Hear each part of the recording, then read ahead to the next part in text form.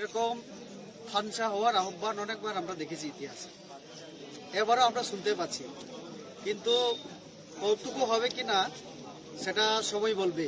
এক, আর আইপিএফটিরা আমাদের সঙ্গ ত্যাগ করেছে এটা অন্তত আমরা জানি না অফিসিয়ালি, কারণ আমাদের এই উপমুখ্যমন্ত্রীর কোয়ার্টারে সেদিন আমরা তাদেরকে দেখেছিলাম।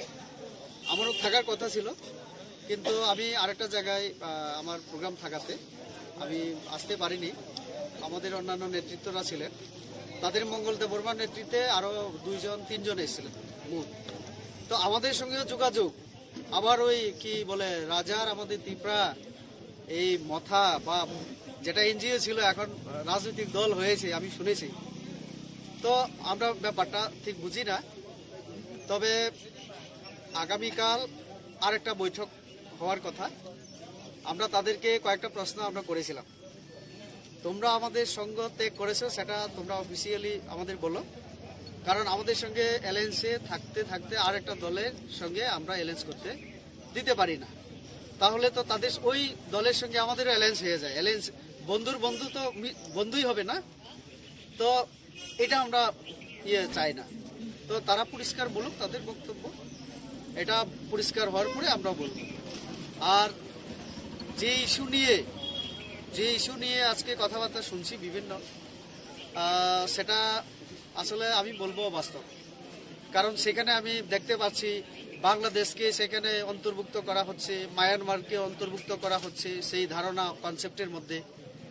গতদিন অনিমেষবাবু যিনি এই পরশুদিন যোগদান করলেন আইনপিটি থেকে, কোন দলে কখন কোন নেতা যায় নাম বলা মুশকিল। তো অনিমেষবাবু আরেকটা খুব মজার ব্যাপার, কর্পাস ফান্ড করার কথা তিনি বললেন, তাও নরেন্দ্র মোদী থেকে টাকা এনে। সম্ভবত 2000 কোটি টাকা তিনি চাইবেন ওই তাদের যে স্বপ্নের কি বলে গ্রেটার ত্রিপুরাল্যান্ডের জন্য। 2000 কোটি টাকা যদি পায় ব্যাংকে রাখবেন, 6 টাকা সুদে তিনি হিসাবও দেখালেন যে 120 কোটি টাকার মতো আছে।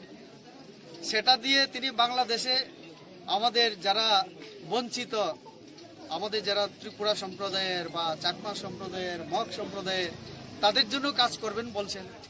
মায়ানমারে এরকম থাকতে পারে বলছেন, তাদেরও সাহায্য করার কথা বলছেন, সারা পৃথিবীর মানুষকে সাহায্য করার কথা বলছেন। তো এই যে গ্রেটার ত্রিপুরাল্যান্ড সারা পৃথিবীকে নিয়ে না ব্রহ্মাণ্ডকে নিয়ে, তারাই বলতে পারবে। আমরা মানে পরিষ্কার না। দেখেছিলাম যে এনসি বাবু, মেবার বাবুরা তাদের সঙ্গে বসেছিলেন সেই দিন 19 তারিখ সম্ভবত বা 20, আবার আমাদের সঙ্গে। তো এটা তারাই বুঝবে। আমরা বলেছি যে 2 দিনের মধ্যে আপনাদের এই বক্তব্য পরিষ্কার করুন, আমরা আমাদের স্ট্যান্ড তারপরে পরিষ্কার করব। বর্তমান পরিস্থিতিতে কি আইপিএফটি মনে হচ্ছে? সেটাই তো, যে 2 নৌকা বলবো না কি বলবো জানি না। আমাদের সঙ্গেও আছে, আরেক দলের সঙ্গেও মানে মিত্রতার হাত বাড়িয়ে দিচ্ছে। আবার এদিকে বলছে আমরা মন্ত্রিসভায় আছি।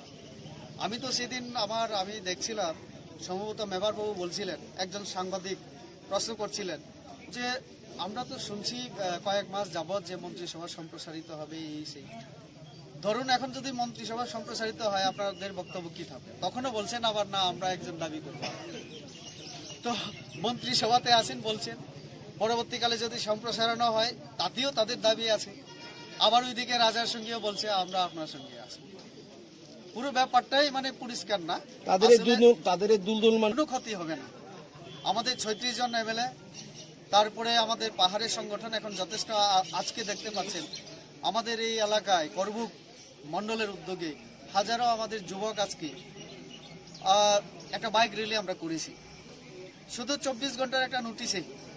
আমিও আসবো, আর একটা তারাও মানে সেটা একটা করা তাদের কয়েকদিন যাব তারা ভাবছিল। তো এরকম একটা বাইক র্যালি পুরো ত্রিপুরা রাজ্যেই আমাদের এখন সংগঠন ভালো। আমরা পর্যালোচনা করেছি কয়েকদিন আগে, আমাদের মুখ্যমন্ত্রী ছিলেন, উপমুখ্যমন্ত্রী, আমরা সবাই ছিলাম। আমরা সেদিন পর্যালোচনা করেছি সারা ত্রিপুরার যে রাজনৈতিক পরিস্থিতি। আমাদের 3-4টা এরকম সিট আছে যেখানে একটু আমরা দুর্বল। বাকি আমাদের 28টা যে আসন, তার মধ্যে আমরা 25 থেকে 26টা ইয়েতে আমরা ভালো অবস্থায় আছি। আমিও অ্যাসেসমেন্ট করেছিলাম অনেক 2-2.5 মাস আগে মোর্চার সভাপতি হিসাবে। আমার হিসেবেও সেই সময় আমি দেখেছি যে 20-21টা আমরা লিড করছি, কোথাও A+, আমরা 3টা ক্যাটাগরিতে ভাগ করেছিলাম।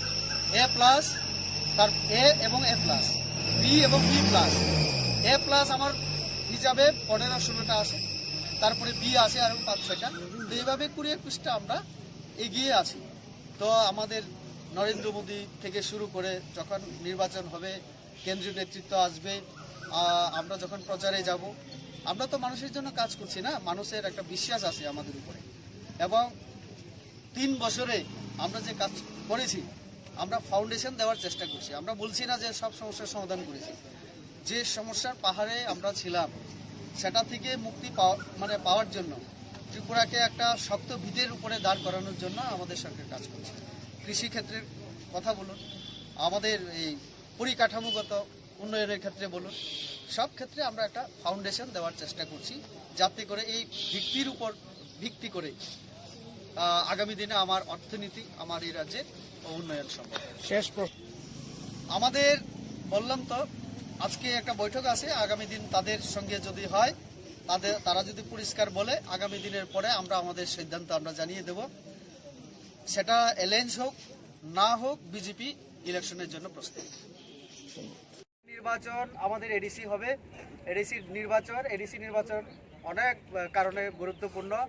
একটা হচ্ছে আমরা দেখতে পাচ্ছি যে কেউ এনজিও থেকে রাজনৈতিক দলে, আবার কেউ মানে বিভিন্ন ষড়যন্ত্র করে বিজেপির যে উন্নয়নমুখী কার্যকলাপ, জনগণের জন্য যে কাজ আমরা করছি, সেটাকে ধামাচাপা দেওয়ার জন্য আর সাম্প্রদায়িক সুরসুরি দিয়ে আমাদের মধ্যে যে শান্তি সম্প্রীতির বাতাবরণ, এটাকে নষ্ট করার জন্য প্রত্যেক দিন একটা ষড়যন্ত্র চক্রান্ত চলছে। তো কাজেই থানসার নাম করে আমাদের মধ্যে বিভাজনের চেষ্টা করা হচ্ছে। আজকের যুবকদের যে জমায়েত এবং র্যালি এবং অংশগ্রহণ, তাতে একটা জিনিস পরিষ্কার যে আমাদের যুবকরা, আমাদের ত্রিপুরার যে জনগণ আজকে অনেক সচেতন। তারা বুঝতে পারে এরকম যে থানসা হওয়ার আহ্বান, এরকম আঞ্চলিক দলগুলির মিলিত প্রয়াস অতীতেও হয়েছিল অনেকবার।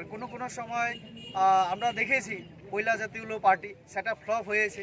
তারপরে বলছে যে আমরা স্বাধীন ত্রিপুরা চাই বা আলাদা ত্রিপুরা রাজ্য চাই, ত্রিপুরাল্যান্ড। এখন আরেকটা নতুন শব্দ জুড়ে গেল, সেখানে কি বলে গ্রেটার ত্রিপুরাল্যান্ড। তো যেখানে ত্রিপুরাল্যান্ড দিয়ে হয়নি, আবার গ্রেটার ত্রিপুরাল্যান্ড, আবার সেখানে বাংলাদেশকে, মায়ানমারকে সেই গ্রেটার ত্রিপুরাল্যান্ডের মধ্যে নিয়ে আসার চেষ্টা হচ্ছে। তো কাজে এটা মানুষকে বিভ্রান্ত করা, ভুল পথে পরিচালিত করে মানুষকে বোকা বানানো ছাড়া আর কিছু না। কাজে ওই সমস্ত দলে যারাই আজকে যাচ্ছে, তারা আগে থেকেই ওই দলেই ছিল।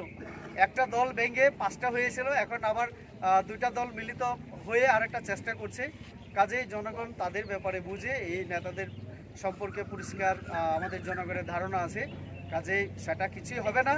ইলেকশন এলে এরকম ত্রিপুরা রাজ্যে আমরা দেখেছি আরও 20 বছর 30 বছর আগে থেকে এরকম চলে। কাজেই আমাদের যুবক, আমাদের জনগণের প্রতি আমার আহ্বান যে এই সমস্ত যে চেষ্টা, অপচেষ্টা আমি বলবো, এবং ষড়যন্ত্র আমাদের সরকারের বিরুদ্ধে, তার বিরুদ্ধে রুখে দাঁড়াতে হবে। ত্রিপুরাকে শ্রেষ্ঠ ত্রিপুরা করতে গেলে একমাত্র বিজেপি এবং আমাদের জনগণের সহযোগিতায় আমরা এই ত্রিপুরাকে আমরা করতে পারবো, এক ত্রিপুরা শ্রেষ্ঠ ত্রিপুরা। সিপিএম থেকে শুরু করে আমাদের যে বিরোধী আঞ্চলিক দলগুলি, আমরা জানি যে তারা আমাদের যে উন্নয়নমূলক কাজকর্ম, সেটাকে দেখে তারা ভীত সন্তুষ্ট। তো তার জন্যই আজকে তারা বিভিন্ন রাজ্যের বিভিন্ন প্রান্তে তারা ষড়যন্ত্র শুরু করেছে। এটা আমাদের জনগণ প্রত্যাখ্যান করে। ভারত মাতা কি।